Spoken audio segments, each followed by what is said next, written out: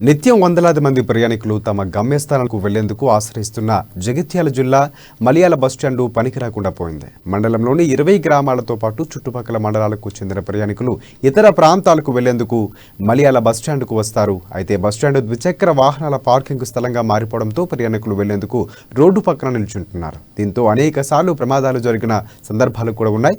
Jagtial bus depot manager బస్టాండును సందర్శించి త్వరలోనే ప్రయాణికులకు అనువుగా మార్చుతారని హామీ ఇచ్చినప్పటికీ ఇప్పటి వరకు అటువైపుగా చర్యలు తీసుకోకపోవడంతో ప్రయాణికులు ఆందోళన వ్యక్తం చేస్తున్నారు. బస్టాండ్ విషయమై ఆర్టీసీ ఉన్నతాధికారులకు ఫిర్యాదులు చేసినప్పటికీ ఆర్టీసీ అధికారులు స్పందించకపోవడం గమనార్హం.